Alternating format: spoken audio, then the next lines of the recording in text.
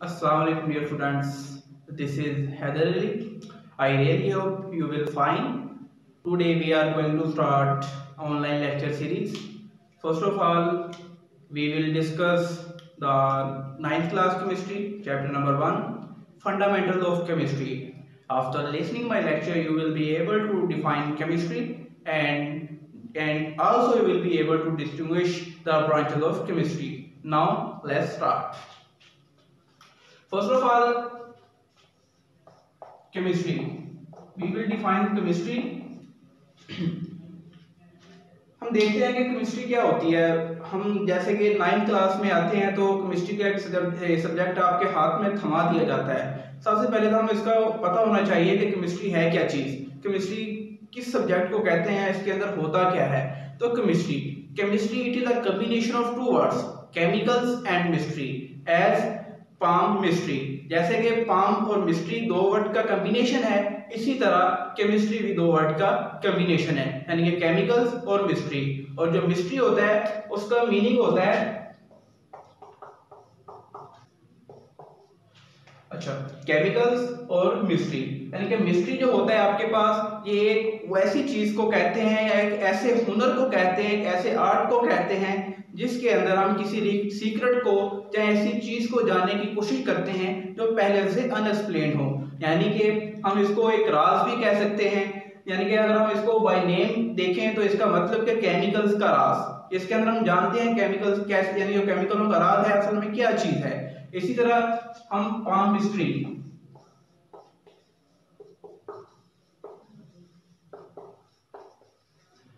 इसी तरह मिस्ट्री मैंने अभी बताया कि ऐसी चीज को जानना है, ऐसी चीज को जानने का हुनर है या आर्ट है जिसके अंदर आप पहले से अनएक्सप्लेन चीज को जानने की कोशिश करते हैं। और पाम आपकी हथेली, तो इसका मतलब क्या हुआ कि जो क्वेश्चन जो इल्म में नजूम रखने वाले होते हैं आपकी हथेली को देख के आपके मुस्तकबिल के बारे में या आपकी किस्मत के बारे में बताते हैं। ठीक है, इस तरह मिस्ट्री इसी तरह से केमिस्ट्री है, यानी कि इसी तरह से आप केमिकल्स के राज को जानने की कोशिश करते हैं। तो ये तो आपको हो गया केमिस्ट्री यानी कि बाय नेम इंट्रोडक्शन तो हो गया। अब हम देखते हैं इसकी डेफिनेशन को। तो डेफिनेशन क्या है कि chemistry it is the branch of chemistry which deals with the study of matter. ठीक है, और मैटर मैं आपको बताता हूँ कि वो भी क्या होता है। तो इसके अंदर हम मैटर जो है उसको क्या करते हैं, उसको स्टडी करते हैं। तो उसकी स्टडी किस तरह से होती है, उसकी कंपोजिशन के बारे में, उसके रिएक्शंस के बारे में, उसकी प्रॉपर्टीज के बारे में, उसके स्ट्रक्चर्स के बारे में। यानी कि the branch of chemistry which deals with the study of composition, structure और प्रॉपर्टीज। और साथ चौथे नंबर पे जो है वो है इसके केमिकल रिएक्शंस। ठीक है, तो इसमें आपने देखना है कि कंपोजिशन होती है कि वो यानी कि उसके अंदर कौन कौन से जो एलिमेंट्स हैं, कौन कौन सी चीजों से मिलकर बना है। इसके लिए मैं आपको एग्जांपल देता हूं, वाटर ले लें या अमोनिया ले लें, NH3। ठीक है, तो इसके अंदर हम देखते हैं कि अमोनिया है, अमोनिया के अंदर दो तरह के एलिमेंट्स पाए जाते हैं, नाइट्रोजन और हाइड्रोजन। अब हम इसके देखेंगे कि इसके अंदर कौन कौन से एलिमेंट पाए जाते हैं, इट इज कंपोजिशन। तो आगे है स्ट्रक्चर, यानी कि इसका स्ट्रक्चर किस तरह का है, इसके अंदर बॉन्डिंग किस किस्म की है। तो अगर हम देखते हैं अमोनिया के अंदर इसके साथ 3 हाइड्रोजन जो एटम है वो बॉन्डेड होते हैं, सिंगल कोवेलेंटली बॉन्डेड होते हैं नाइट्रोजन के साथ, और इसके पास लोन पेयर होता है। तो ये हो गया इसका स्ट्रक्चर। आगे इसकी प्रॉपर्टीज को देखते हैं, यानी कि इसकी फिजिकल प्रॉपर्टीज किस तरह की होती है। ये कलरलेस गैस होती है और इसके मेल्टिंग पॉइंट, फ्रीजिंग पॉइंट जो है, इनकी ये सब को सब क्या कहलाती हैं, इसकी केमिकल कहलाती हैं प्रॉपर्टीज। ठीक है, इसका जो मेल्टिंग पॉइंट होता है वो -33.3 डिग्री सेल्सियस, और जिसका फ्रीजिंग पॉइंट होता है वो होता है इसका -77.7 डिग्री सेल्सियस। ठीक है, तो ये सारे का सारा क्या है, इसकी प्रॉपर्टीज के बारे में है। आगे हम देखते हैं इसके केमिकल रिएक्शंस, यानी कि किस तरह से दूसरी चीजों के साथ रिएक्ट करता है और क्या चीज बनाता है, कौन सी यूजफुल प्रोडक्ट बनाता है। ये इसके केमिकल रिएक्शंस हो गए। यानी कि अगर हम अमोनिया को रिएक्ट करवाते हैं HCl के साथ हाइड्रोक्लोरिक एसिड को, हमारे पास जो प्रोडक्ट बनती है वो बनती है अमोनियम क्लोराइड। ठीक है, तो यानी कि इसने किस तरह अमोनिया ने रिएक्ट किया HCl के साथ और कौन सी चीज बनाई। ठीक है, ये इसके क्या हो गए केमिकल रिएक्शन। आई होप, मैं उम्मीद करता हूं कि आप इसके बाद केमिस्ट्री के बारे में, यानी कि स्टडी ऑफ मैटर होती है, जो केमिस्ट्री होती है, इसके बारे में आप जान चुके होंगे। ठीक है, तो यानी कि composition, structure, properties and chemical reaction of matter, it is called chemistry. Now we will discuss the branches of chemistry one by one. First of all, we will see the first branch of chemistry, physical chemistry. The study of physical properties of matter is called physical chemistry. यानी कि इसके अंदर आप जब किसी आपके पास matter है, उसकी जब फिजिकल प्रॉपर्टीज को, मेल्टिंग पॉइंट, फ्रीजिंग पॉइंट, उनकी इंथैल्पीज के बारे में, उनकी कंपोजिशन के बारे में, किसी भी चीज जो उसकी फिजिकल है या स्ट्रक्चर के बारे में जब स्टडी करते हैं, वो वाली जो केमिस्ट्री की ब्रांच है वो फिजिकल केमिस्ट्री कहलाती है। तो अगर हम इसकी इंपॉर्टेंस की बात करें तो इसकी इंपॉर्टेंस के अंदर आप स्ट्रक्चर ऑफ एटम, वो भी फिजिकल केमिस्ट्री है। इसी तरह जब आप मॉलिक्यूल की फॉर्मेशन है, यानी कि मॉलिक्यूल कैसे बनता है, या उसके अंदर जब उसकी तादाद कितनी एटम्स की हर मॉलिक्यूल्स के अंदर, यानी हर एलिमेंट के एटम्स की तादाद कितनी है उनके अंदर, it is also called physical chemistry. उसी तरह जब आपके पास जो स्टेट्स ऑफ मैटर है, मैटर की जो स्टेट्स हैं, जब उनको गैस, लिक्विड्स और सॉलिड, इनके बिहेवियर को आप जब स्टडी करेंगे, it is also called physical chemistry. Now we will see second branch of chemistry, organic chemistry. तो ऑर्गेनिक केमिस्ट्री कौन सी होती है? The branch of chemistry which deals with the study of compounds of hydrocarbons and their derivatives. ठीक है, यानी कि जो हाइड्रोकार्बन जो हैं और उनसे बनने वाले कंपाउंड्स और उनके डेरिवेटिव से बनने वाले जितने भी कंपाउंड्स हैं, वो क्या कहलाते हैं? ऑर्गेनिक केमिस्ट्री कहलाती है, उनकी स्टडी जो है। तो हाइड्रोकार्बन्स क्या होते हैं? वो वाले कंपाउंड जिनके अंदर हाइड्रोजन और कार्बन्स मौजूद होते हैं, यानी कि CH4 ले लेते हैं हम, यानी कि इसके अंदर कार्बन भी है और इसके अंदर हाइड्रोजन भी है। ठीक है, जब हम इसका रिएक्शन फर्दर ऑक्सीजन हाइड्रोजन के साथ करवाते हैं तो हमारे पास अल्कोहल बनती है, जिसको हम मेथनॉल भी बोलते हैं। ठीक है, या मिथाइल अल्कोहल भी बोलते हैं। यानी कि ये वाले इसके डेरिवेटिव है, यानी कि कार्बन और हाइड्रोजन के वाटर के साथ रिएक्ट करने से जो वाली चीज बनी है वो क्या है? में आपके पास अल्कोहल है। यानी कि जब आप इनके डेरिवेटिव्स या इनके जो हाइड्रोकार्बन जो हैं, इनके कंपाउंड्स को स्टडी करते हैं, it is also called organic chemistry. अगर हम इसके इंपॉर्टेंस की बात करते हैं तो इसकी इंपॉर्टेंस में जितने भी आपके पास पेट्रोलियम है या पेट्रोकेमिकल्स जो हैं, और उसके साथ जो आपकी मेडिसिन का शोबा है, ये सारे के सारा रिलेट करता है, बिलोंग करता है ऑर्गेनिक केमिस्ट्री से। Now we will see the third branch of chemistry inorganic chemistry. यानी कि जब हम इनको देखते हैं, जब किसी वर्ड के साथ पहले आप इन लगा देते हैं, इसका मतलब है वो उसका अपोजिट बन जाता है, एंटोनिम बन जाता है। तो इनऑर्गेनिक जिसके अंदर, यानी कि ऑर्गेनिक का क्या हो गया? एंटोनिम्स बन गया। तो इनऑर्गेनिक क्या होगी कि जिसके अंदर आप हाइड्रोकार्बन्स के अलावा डिस्कस करेंगे। ठीक है, ये the branch of chemistry which deals with the study of compounds except hydrocarbons, यानी कि हाइड्रोकार्बन्स के अलावा जितने भी कंपाउंड जो हैं उनकी जो स्टडी है वो क्या कहलाती है? आपके पास इनऑर्गेनिक केमिस्ट्री कहलाती है। यानी कि उनके अंदर हाइड्रोकार्बन्स या इनके डेरिवेटिव्स के कंपाउंड नहीं होंगे, बाकी जितने भी कंपाउंड है वो सारे की सारी स्टडी इनऑर्गेनिक केमिस्ट्री कहलाएगी। एक बात बच्चे मैं आपको बताता चलूं कि 95% यानी कि यूनिवर्स के अंदर जितने भी कंपाउंड है, 95% अकॉर्डिंग टू 2020 सर्वे, 95% जो कंपाउंड जो है वो ऑर्गेनिक केमिस्ट्री के हैं, हाइड्रोकार्बन से बने हुए हैं। ठीक है, ओनली 5% सॉरी, जो 5% है वो आपके पास इनऑर्गेनिक केमिस्ट्री से बिलोंग करते हैं। ठीक है, इनकी जो स्टडी होगी जो हाइड्रोकार्बन की कहलाएगी वो आपके पास ऑर्गेनिक केमिस्ट्री, ये वाली इनऑर्गेनिक केमिस्ट्री। आगे हम देखते हैं बायोकेमिस्ट्री होती हैं। ठीक है, यानी कि बायो जितनी भी लिविंग थिंग्स हैं उनसे बिलोंग करती है बायोलॉजी, इसका नॉलेज, इसकी स्टडी होती है। तो इसका मतलब केमिस्ट्री, इसके अंदर जो हम कंपोजिशन ऑफ सब्सटेंसेस, जो हम ये सब्सटेंसेस होती हैं उनकी कंपोजिशन के बारे में, उनके स्ट्रक्चर के बारे में, and also there chemical reaction, और उन केमिकल रिएक्शन के बारे में जब स्टडी करते हैं वो कहाँ पे होते हैं? बायोकेमिस्ट्री। इन ओके अक्कर होते हैं या फाउंड होते हैं इन लिविंग ऑर्गेनिजम्स के अंदर में। ठीक है, जितने भी हमारे पास जितने भी जानदार इंसान हैं उनके अंदर जो सब्सटेंसेस पाई जाती हैं, उनकी प्रॉपर्टीज को, उनकी कंपोजिशन को, उनके स्ट्रक्चर को, और उनके अंदर जो केमिकल रिएक्शन जो हो रहे हैं, ठीक है, वो क्या कहलाती है उसकी स्टडी? वो ऐसी ब्रांच ऑफ केमिस्ट्री कहलाती है आपके पास बायोकेमिस्ट्री।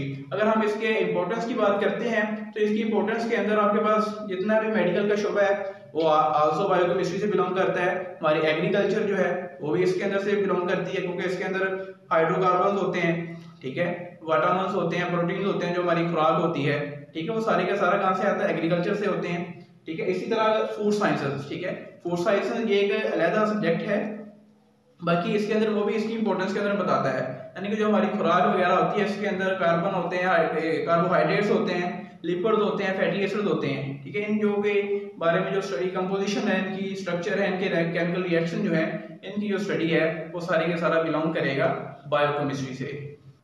अच्छा, अब हम स्टार्ट देखते हैं इसकी इंडस्ट्रियल केमिस्ट्री को, जो इसकी 5वीं ब्रांच है इंडस्ट्रियल केमिस्ट्री। असल में इंडस्ट्रियल केमिस्ट्री क्या होती है, पहले हम ये समझें कि इंडस्ट्री होती क्या है। जो आप हमारी रोज़मर्रा की ज़रूरियात होती हैं इनको पूरा करने के लिए बड़े पैमाने के ऊपर चीज़ों को तैयार करने के लिए यूनिट्स लगाए जाते हैं, इनको हम इंडस्ट्री बोलते हैं।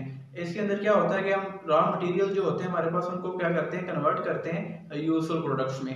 और तकरीबन जो रॉ मटेरियल्स हैं इनको about more than 70,000 useful products में कन्वर्ट किया जाता है रॉ मटेरियल्स को, ठीक है। और इससे जो हम ब्रांच में इसकी इंडस्ट्री की लेवल पे जब हम स्टडी करते हैं केमिस्ट्री को, ये वाली इसकी जो ब्रांच है इसको हम बोलेंगे इंडस्ट्रियल केमिस्ट्री, यानी कि जिसके अंदर हम इंडस्ट्रियल प्रोसेसेस, यानी कि इंडस्ट्री के अंदर किस तरह से ये प्रोडक्ट्स को तैयार किया जाता है, ठीक है, उसमें टेक्निक्स और प्रिपरेशंस, उनके अंदर टेक्निक्स कौन सी इस्तेमाल की गई हैं, यानी कि उनके अंदर तकनीकी काम होते हैं वो किस तरह से किए गए हैं, ठीक है, वो भी इसके अंदर आ जाते हैं। और उसके बाद केमिकल, यानी कि प्रिपरेशन ऑफ केमिकल सब्सटेंसेस, यानी कि तकनीकी तौर पे जो केमिकल सब्सटेंसेस को कैसे तैयार किया जाता है, ये भी इसके अंदर आ जाते हैं आपकी इंडस्ट्रियल केमिस्ट्री के अंदर। अगर हम इसकी वजह इंपॉर्टेंस की बात करते हैं तो इसके अंदर जो हमारी बेसिक जो होते हैं या रॉ मटेरियल होते हैं केमिस्ट्री के अंदर, ठीक है, तो उसको हम तैयार करते हैं। फॉर एग्जांपल हमारे पास सोडियम क्लोराइड है, ब्राइन जिसको बोलते हैं, यानी किसी भी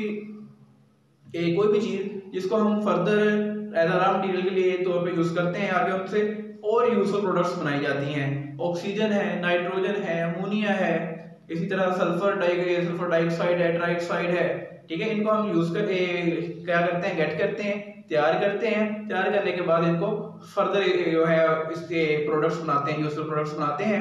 तो अगर हम इसकी इंपॉर्टेंस की बात करते हैं तो जो हमारे जितने भी हमारे पास हैं प्रोडक्ट्स आती हैं, सोप, उसके बाद सल्फ्यूरिक एसिड जो है, ये सारे के सारे इनके अंदर जो हमने रॉ मटेरियल्स तैयार किए हैं इनके अंदर यूज होते हैं। अगर हम अमोनिया की बात करें तो ये यूरिया की तैयारी के लिए यूज होता है। इसी तरह अगर हम सल्फर डाइऑक्साइड ट्राइऑक्साइड के लिए बात करते हैं तो ये सल्फ्यूरिक एसिड की तैयारी के लिए इस्तेमाल होते हैं। सोडियम हाइड्रोक्साइड की बात करते हैं तो ये हमारे पास सोप जो है, जो हमारे डिटर्जेंट्स वगैरह होते हैं उनके अंदर इस्तेमाल होते हैं।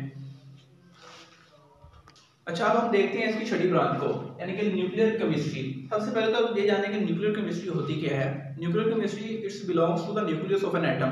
और न्यूक्लियस क्या होता है, जो कोई भी एटम है हमारे पास, उसका जो सेंट्रल पार्ट होता है, ठीक है, उसको हम बोलते हैं न्यूक्लियस बोलते हैं, जो कि बहुत ही हार्ड और डेंस होता है और पॉजिटिवली चार्ज होता है, उसको न्यूक्लियस बोलते हैं। यानी कि इसके अंदर हम क्या करेंगे, न्यूक्लियर रिएक्शंस, यानी कि जिसके अंदर जो न्यूक्लियस है जहाँ तो उनकी ब्रेकेज होगी वो बड़े न्यूक्लियस बनाएंगे, ठीक है, इस तरह के रिएक्शन होंगे।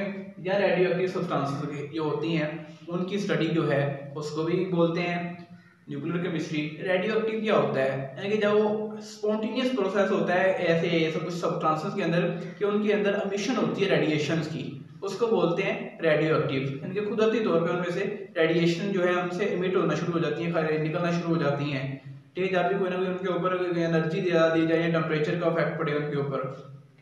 इसी तरह ये एनर्जी ऑफ एटम, जो एटम की एनर्जी होती है जिसके अंदर कैनिकल इलेक्ट्रॉन जो है वो रिमूव करते हैं अपने ऑर्बिट्स के अंदर, ठीक है, उसको भी स्टडी करते हैं। तो ये it is also called nuclear chemistry.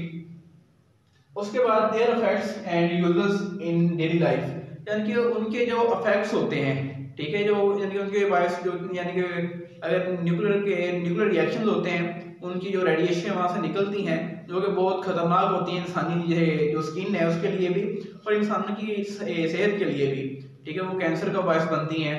तो या दमे की जो बीमारी होती है वो भी उनसे लग सकती है और भी बहुत सारी बीमारियां इनसे जन्म लेती हैं। तो उनके इफेक्ट्स और उनके आगे इस्तेमाल क्या हैं, आगे उनसे जो न्यूक्लियर रिएक्शन के नतीजे में जो एनर्जी निकलती है उनको उनसे बहुत सारी चीज़ों से यानी कि बहुत सारी यूजफुल प्रोडक्ट्स के लिए बनाने के लिए उस एनर्जी को इस्तेमाल भी किया जाता है। सबसे ज़्यादा जो हमारी जो इलेक्ट्रिसिटी है, बिजली है, जिसको हम थर्मल एनर्जी बोलते हैं, ये भी उसी से ही हासिल होती है। थर्मल इलेक्ट्रिसिटी का जो एक प्रोसेस होता है तैयार करने का इलेक्ट्रिसिटी को, तो ये भी कि ये सारे सारे किसके आ जाते हैं, उसकी इंपॉर्टेंस के अंदर आ जाते हैं। यानी कि न्यूक्लियर रिएक्टर्स को जो होती हैं, यानी कि न्यूक्लियर रेडियोएक्टिव सब्सटेंसेस होते हैं, ठीक है, उनसे जो एनर्जी रिलीज होती है उनको इस्तेमाल करते हुए, उस एनर्जी को पूर्वेकार लाते हुए हम जो इलेक्ट्रिसिटी वगैरह को तैयार करते हैं, ये सारी उसकी इंपॉर्टेंस में आ जाता है। अच्छा, तो अब हम देखते हैं इसकी सातवीं ब्रांच को, environmental chemistry. Environmental chemistry, environment हम जानते हैं कि हमारे मुआशरे में जब जहाँ हम रहते हैं, हमारे इर्द गिर्द जितना भी कुछ है, ये सारे का सारा क्या है, एनवायरमेंट है। यानी कि पौधे हैं, जानवर हैं, उस तरह हमारे पास आते हैं, यानी कि और भी बहुत सारी चीज़ें जो है हमारे एक मुआशरे में रहते हुए जो चीज़ें हैं, वो सारे का सारा क्या कहलाती हैं, एनवायरनमेंट कहलाता है। अगर हम एनवायरनमेंट के ऊपर स्टडी करते हैं तो this branch of chemistry will be called या will be called as environmental chemistry. तो ये हो गया इसके अंदर एनवायरमेंटल केमिस्ट्री के अंदर। तो एनवायरमेंटल केमिस्ट्री के अंदर हम कौन से फैक्टर्स को डिस्कस करते हैं, ये भी मैं आपको बताता चलूँ कि इसके अंदर हम ऐसी केमिकल सब्सटेंसेस को देखते हैं जो कि हमारे माहौल के अंदर डिस्टर्बेंस क्रिएट कर रही हैं, ठीक है। अगर हम उनकी स्टडी करते हैं कि वो कैसे बनी, कहाँ से आई और हमारे माहौल के अंदर, एनवायरनमेंट के अंदर कैसे एटमॉस्फेयर के अंदर दाखिल हुई और उनके इफेक्ट्स क्या पड़े, ठीक है, ये सारे के सारे क्या कहलाएगी, एनवायरमेंटल केमिस्ट्री की स्टडी कहलाएगी। तो इसकी इंपॉर्टेंस में देखते हैं, तो इसकी इंपॉर्टेंस वेरी वेरी इंपॉर्टेंट है कि बहुत ज़्यादा ज़रूरी होता है। अगर हम किसी चीज़ के या किसी बीमारी के बारे में ही नहीं जानते, ये कैसे हुई, क्यों हुई, तो अगर हम उसका जो है उसका इलाज भी पॉसिबल नहीं होता। तो इसलिए हमें जो पोल्यूशन है, जो हमारी आलूदगी है, दिन ब दिन बढ़ती जा रही है, ओजोन डिप्लेशन हो रहा है और एसिड की रेंज बनती जा रही है दिन ब दिन। अगर हम इसके सोर्सेज को या जिस वजह से हो रही है काजेज जो है, जो इनको हम इसके बारे में इंफॉर्मेशन नहीं रखेंगे, इंफॉर्मेशन गेट नहीं करेंगे, तो हम इनके खिलाफ जो है वो यानी कि इनको खत्म करने, इनको कम करने के लिए, इनके इफेक्ट्स को कोई भी काम नहीं कर सकते। तो इसके ये अगर हम इंपॉर्टेंस में बात करें तो इसके अंदर हमें जानना होगा, इसका हमें नॉलेज होना चाहिए कि किस तरह से कोई चीज़ जो है हमारे माहौल को खराब करती है। तो जब हमें क्या उसकी काज मिल जाएगी, वजह मिल जाएगी, तो हम उसके खिलाफ काम भी कर सकेंगे, यानी कि उसकी रोकथाम कर सकेंगे। अगर हम इसकी इंपॉर्टेंस में आपको ये भी बताता चलूँ कि जो आजकल ओजोन डिप्लेशन होती जा रही है, ये भी क्या है कि माहौल के अंदर जो हमारा एनवायरनमेंट जो है उसके अंदर चेंजिंग आती जा रही है। यानी कि हर साल टेम्परेचर या मौसम जो है शदीद से शदीद तर होता जा रहा है, और हर साल जो गर्मी आती है वो शदीद से शदीद तर होती है। वो किस चीज़ का इफेक्ट है, ओजोन डिप्लेशन का इफेक्ट है, ठीक है। इसी तरह एसिड रेन, वो भी इसकी इंपॉर्टेंस में आ जाती है। उसमें हमें जानना होगा कि कौन से बायस हैं, यानी कि जो हमारा धुआं है इसके अंदर, यानी कि नाइट्रोजन ऑक्साइड होते हैं, सल्फर डाइऑक्साइड्स होते हैं, जो कि भाई यानी कि आगे मिल जाते हैं ऊपर वाटर वेपर्स के साथ, फिर वो यानी कि जो बारिश है उसको एसिडिक बना देते हैं, ठीक है। हमें उसके कॉन्सेप्ट को भी जानने की जरूरत होगी। तो अच्छा, अगर नाउ हम देखते हैं last branch of chemistry, analytical chemistry के बारे में। जो आपको बता दूं कि एनालिटिकल को हम पहले हम एनालिटिकल को देखते हैं कि एनालिसिस करना, ठीक है, किसी चीज के बारे में। एनालिसिस का मतलब होता है तजिया निगारी, शनाख्त करना, या उसके हिस्सों को, यानी किसी चीज को हिस्सों के हिसाब से उसकी शनाख्त करना या उसके ऊपर स्टडी करना, ठीक है, ये क्या कहलाता है, एनालिसिस कहलाता है। यानी कि फॉर एग्जांपल जब हम कोई बॉडी का टेस्ट करवाने जाते हैं तो हमारे यानी कि जिस्म में से थोड़ा सा ब्लड निकालते हैं, वो क्या कहलाता है, सैंपल कहलाता है। और उसके ऊपर वो यानी कि एनालिसिस करते हैं, तजिया करते हैं कि इसको कौन कौन सी बीमारी है, क्या क्या चीज़ है, किस चीज़ की कमी है, किस चीज़ की जाती है। यानी कि एक 2 ml या 3 ml से वो हमारे पूरी बॉडी के बारे में बता देते हैं। तो ये वाली हमारे जिस्म से जो 2 से 3 ml लेते हैं, वो क्या कहलाएगा, वो सैंपल कहलाएगा, इसको सैंपल कहते हैं। यानी कि कोई स्मॉल पोर्शन किसी भी चीज़ का, ठीक है, जिसके अंदर तमाम जो बॉडी है उसकी खसूसियत मौजूद हो, तो उसको कहते हैं सैंपल। अब उसको जिस प्रोसेसेस के साथ, जिस टेक्निक्स के साथ या जिस ऑपरेटर्स के साथ यूज किया जा रहा है, अगर हम स्टडी करते हैं, वो हमारे पास एनालिटिकल केमिस्ट्री कहलाती है। यानी कि हम the branch of chemistry which deal with the study of analytical methods, ठीक है, और एंड ऑपरेटर्स, जो उसके अंदर जो टेक्निक के अंदर ऑपरेटर्स यूज हो रहा है, वो क्या कहलाता है, वो हमारे पास उसकी जो स्टडी है वो एनालिटिकल केमिस्ट्री कहलाती है। इसके अंदर हम ये क्या करते हैं, क्यों करते हैं, ये हम किसी चीज को, यानी कि उसके अंदर जो अज्जा होते हैं, जो उसके जुज़ होते हैं या पार्ट्स होते हैं, उनको सेपरेट करने के लिए या आइडेंटिफाई करने के लिए या क्वांटिफाई करने के लिए हम इस चीज को स्टडी करते हैं। तो इसके अंदर दो तरह के एनालिसिस होते हैं, एक क्वालिटेटिव एनालिसिस होता है, एक क्वांटिटेटिव एनालिसिस होता है। जो क्वालिटेटिव एनालिसिस है आपको पता है कि जिसको हम कहते हैं कि कोई भी म्यार, ठीक है, यानी कि इसके अंदर हम कंपोजिशन के बारे में बात करते हैं। क्वालिटेटिव एनालिसिस यानी कि इसके अंदर कौन कौन से अज्जा पाए जाते हैं, ठीक है, ये तो क्वालिटेटिव एनालिसिस हो गया। और दूसरा होता है क्वांटिटेटिव, नाम से जाहिर है मिकदार, ठीक है। इसके अंदर जो क्वांटिटेटिव एनालिसिस होता है वो हमें उसकी मिकदार के बारे में बताता है कि इसके अंदर कौन सी चीज कितनी कंसंट्रेशन के साथ या कितनी परसेंटेज के साथ इसके अंदर मौजूद है, ठीक है। ये दो तरह के एनालिसिस देता है, क्वालिटेटिव और क्वांटिटेटिव। क्वालिटेटिव जो उसकी कंपोजिशन के बारे में बताए, क्वांटिटेटिव जो उसके अंदर मौजूद परसेंटेज या कंसंट्रेशन के बारे में बताता है, ठीक है, वो क्वांटिटेटिव एनालिसिस कहलाता है। अगर हम इसकी इंपॉर्टेंस की बात करें या इसकी एप्लीकेशन की बात करें तो अगर हमने देखा होगा अक्सर आपने कि जो किसान होते हैं वो मिट्टी को टेस्ट करवाते हैं, ठीक है, टेस्टिंग ऑफ सॉइल, ठीक है। यानी कि उसके अंदर जब करवाने जाते हैं तो उसके अंदर वो क्या करते हैं, वो मिट्टी का थोड़ा सा लेते हैं, वो सैंपल कहलाता है।